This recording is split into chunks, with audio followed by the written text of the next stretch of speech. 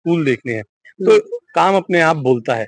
आज आप देख लीजिए, दिल्ली ही एक ऐसा राज्य है जिसमें कि सरकारी स्कूलों की स्थिति जो पहले इतनी बदतर होती थी, आज इतनी वर्ल्ड क्लास हो गई है कि बच्चे वहां से निकलकर आईएएस, आईपीएस और इंजीनियर बन रहे हैं। जनता के लिए अनेक योजनाएं वो लेके आए हैं, पहले टर्म में भी लेके आए थे, दूसरे टर्म में भी लेके आ रहे हैं और उनका ये दावा है कि तीसरी बार जब दिल्ली की जनता हमको जिताकर भेजेगी और भी इस तरीके की जन कल्याणकारी योजनाएं आएंगी और पुरानी तो अपने आप चलती ही रहेंगी। एक मार्शल विधानसभा से आम आदमी पार्टी के एक उभरते हुए नेता और प्रत्याशी के रूप में आ रहे हैं राजीव चौधरी जी।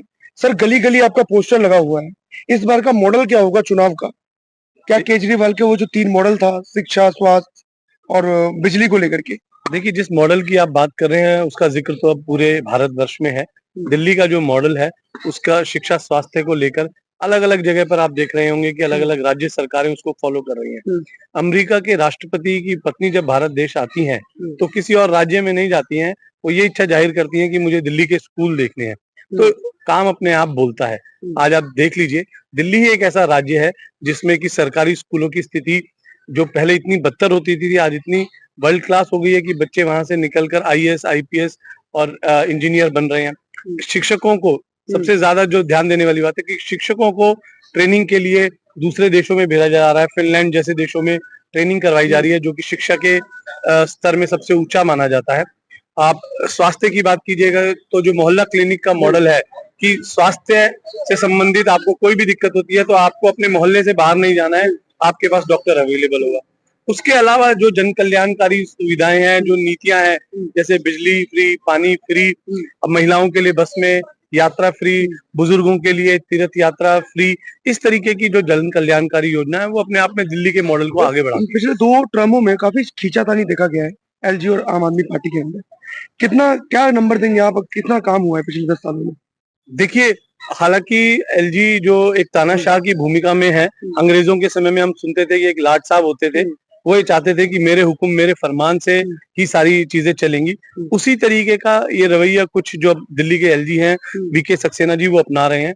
लेकिन उसके बावजूद भी अरविंद केजरीवाल जी ने हर स्तर पर, चाहे वो कोर्ट के माध्यम से रहा हो, चाहे प्रशासनिक माध्यम से रहा हो, लड़ाई लड़ी है और दिल्ली की जनता के लिए अनेक योजनाएं वो लेके आए हैं। पहले टर्म में भी लेके आए थे, दूसरे टर्म में भी लेके आ रहे हैं और उनका ये दावा है कि तीसरी बार जब दिल्ली की जनता हमको जिताकर भेजेगी और भी इस तरीके की जन कल्याणकारी योजनाएं आएंगी और पुरानी तो अपने आप चलती ही रहेंगी। एक मार्शल का इशू है था, मार्च 10,000 मार्शलों को निकाल दिया जाता है। जी। ये एक हड्डी बन चुका है आम आदमी पार्टी के गले का कि क्योंकि मार्शल 10,000 परिवार का ही था ये मुद्दा, तो क्या इसमें क्या लगता है कि उनको मिलेगा? देखिए, इसके लिए आपको अगर ध्यान होगा तो कैबिनेट ने एक ही दिन में 1 घंटे के नोटिस में कैबिनेट नोट बनाकर एलजी के पास भेज दिया था कि दिल्ली की कैबिनेट ने अपना नोट बनाकर एलजी के पास भेजा हुआ है। एलजी क्या कारण है कि उस नोट को पास नहीं कर रहे हैं? एलजी क्यों 10,000 परिवार के साथ खिलवाड़ कर रहे हैं? 10,000 परिवार का रोजगार है वो, और इस समय तो ऐसा प्रदूषण का जो युद्ध चल रहा है उसमें उन मार्शलों की बहुत ज्यादा जरूरत है। अगर वो लोग इस समय फील्ड में आ जाएंगे तो दिल्ली को बहुत बड़ी राहत मिलेगी। सर, एक कंट्रोवर्शियल क्वेश्चन है मेरे पास, क्योंकि मैं पूछना चाहूंगा। अरविंद केजरीवाल ने खुद मंच से बोला था कि इस बार जो सिटिंग विधायक है उनकी टिकट कटने वाली है। ऐसा कयास लगाया जा रहा है कि बहुत सारे ऐसे सिटिंग विधायक है जिसके अंदर पटपड़गंज से जो विधायक मनीष सिसोदिया, उनका भी नाम आ रहा है।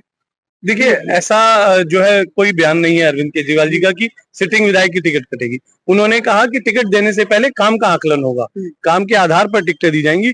जिस व्यक्ति का काम अच्छा होगा उसको टिकट दी जाएगी, चाहे वो पहली बार के हों, चाहे वो दूसरी बार के हों, चाहे वो तीसरी बार के हों। और अगर जिस व्यक्ति के काम में कोई कमी आती है, जनता की तरफ से संतुष्टि नहीं होती है, तो फिर उनके नाम पर बदलाव का विचार किया जाएगा। आपके रेस में सिटिंग विधायक नरेश यादव जी भी हैं, आप भी हैं, कैसे आप देख रहे हैं मतलब इस चीज को? अगर आप जीतते हैं तो सबसे पहले अपने विधानसभा में क्या काम करवाएंगे?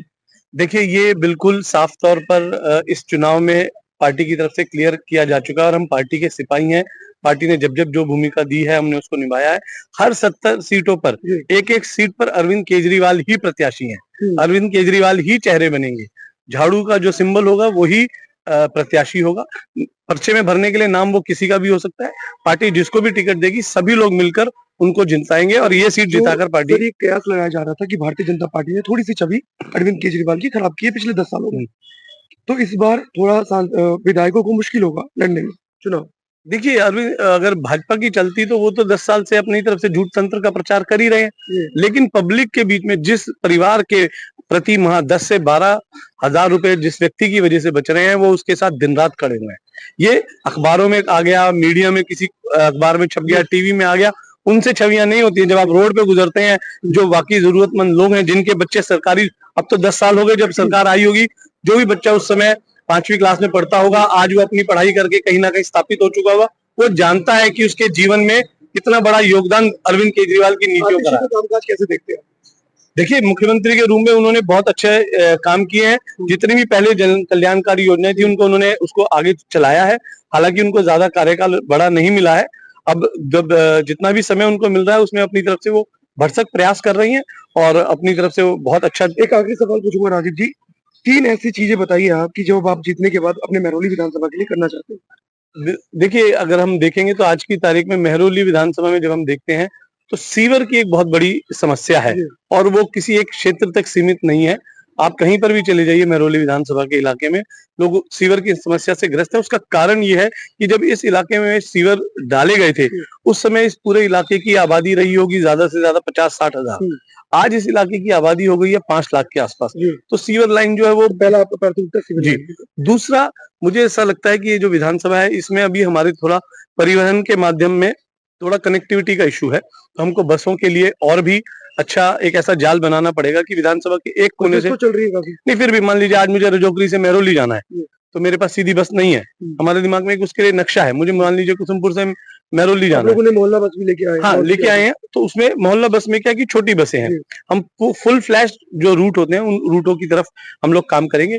तीसरा, जो हमारे क्षेत्र में एक ये है कि एक अच्छे खेल स्टेडियम की कमी है।